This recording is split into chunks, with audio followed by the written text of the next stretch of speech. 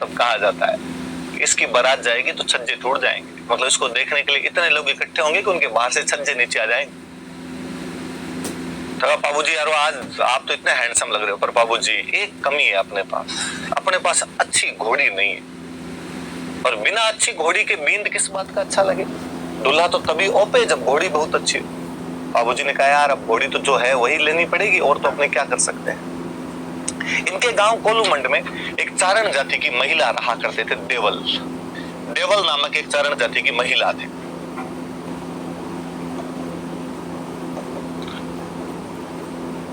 और उन देवल चारिणी के पास में एक बहुत अच्छी घोड़ी थी, जिस घोड़ी का नाम था केसर कालमी। ये केसर कालमी वास्तव में देवल की घोड़ी थी। देवल नाम की एक महिला थी इनके गांव के अंदर, चारण जाति की एक महिला थी, उनकी घोड़ी थी। और चांदा डामा ने बाबूजी को कहा कि बाबूजी यदि अपने को मां देवल वो घोड़ी दे दे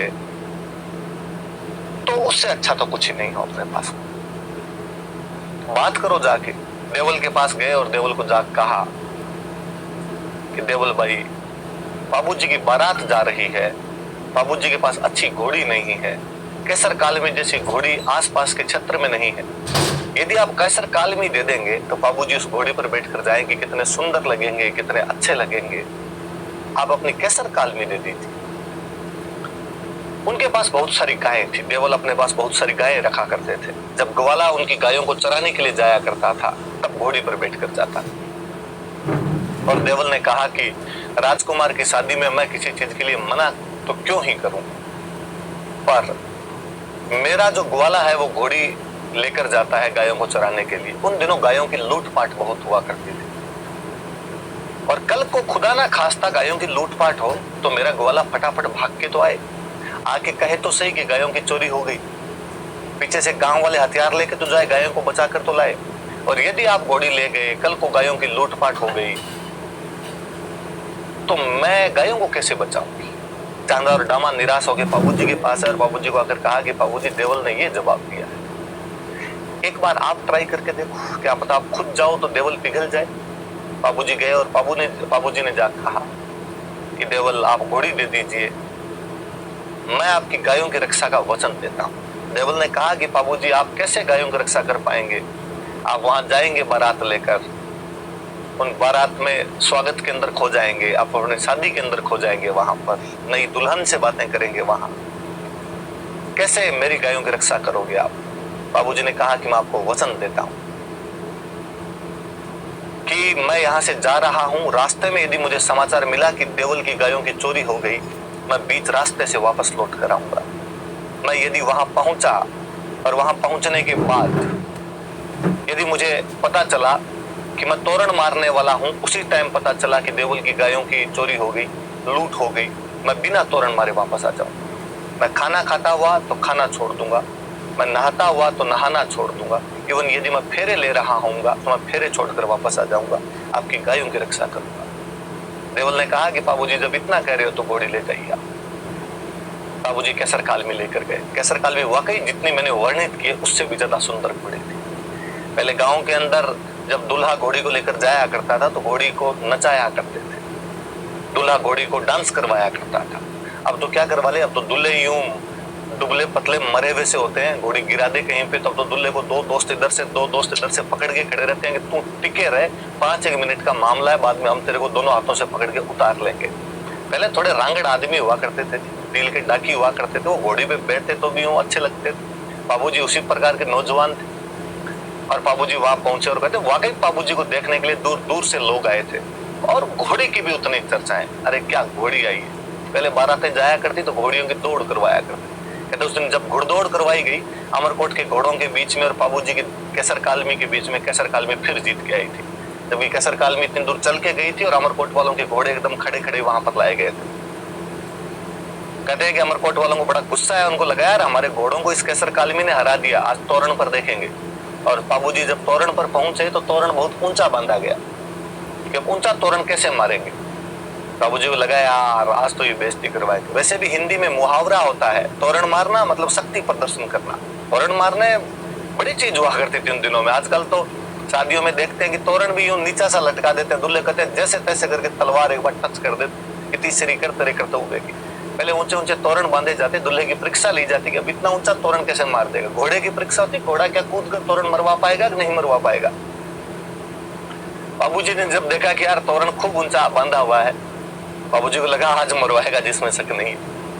पर बाबूजी अपने केसर कालमी पे हाथ फेरते और कहते हैं कि मत ना दीजिए केसर थारो मारो पोत, ए केसर आज तेरा और मेरा भेद मत दे देना, मत ना लजाए आज रठौड़ा रीत जातड़ी, कि केसर आज राठौड़ों की इस जाति को लज्जित मत कर देना, मारवाड़ के वंश को लज्जित मत करना, आज तो तेरा जोहर दिखा, आज मेरे से तोरण मरवा दो। बाबूजी ढोल बजाने वाले को कहते हैं कि ढोली रा छोरा तू तो मदरो ढोल बजा, कोई ढोल रे धमाके मारे केसर घोड़ी नाच से।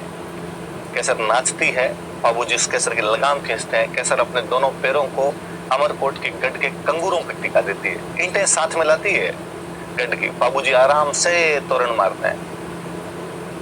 वहां जितनी महिलाएं पुरुष खड़े थे वो बाबूजी के उस अद्भुत कर्तव्य को देख रहे थे कि क्या यार सजीला नौजवान आया, वाकई जवाई आया, बड़े खुश हुए।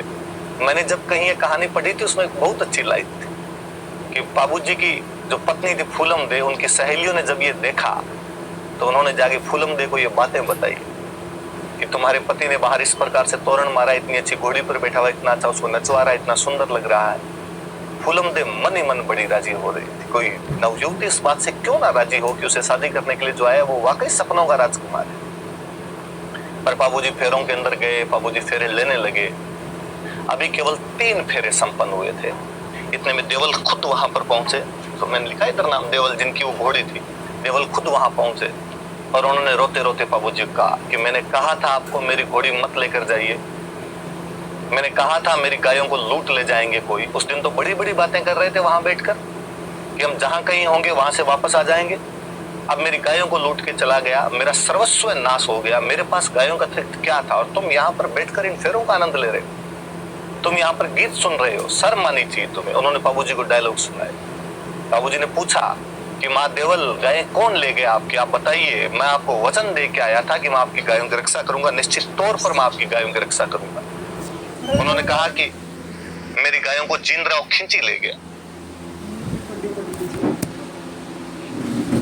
जींद्राव खिंची जायल के राजा थे।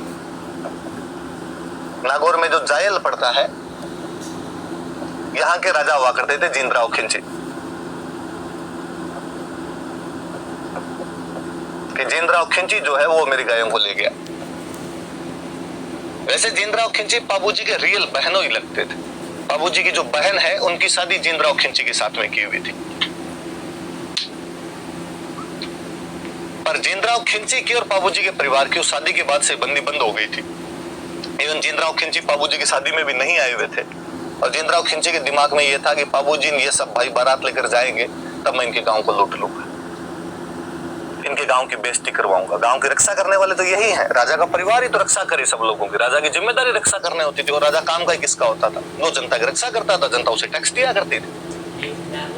और जींद्राव खिंची ने कहा मैं लूट लूंगा, फिर गांव वाले इनके गले पड़ेंगे। और देवल ने कहा कि जींद्राव खिंची जायल का राजा मेरी गायों को उठाकर ले गया है, तुमने वचन दिया था बाबू कि तुम मेरी गायों की रक्षा करोगे। बाबू 3 फेरे लेते हैं, केवल 3 फेरों के बाद में वो शादी का गठजोड़ा खोल देते हैं। अमरकोट वाले हक के पक्के थे कि बाबूजी ऐसे कैसे कर सकते हो, फेरे तो पूरे कीजिए, शादी तो पूरे कीजिए। बाबूजी ने कहा कि पर इनसे पहले वचन जरूरी है। रघुकुल रीत सदा चली आई, प्राण जाई पर वचन ना जाई।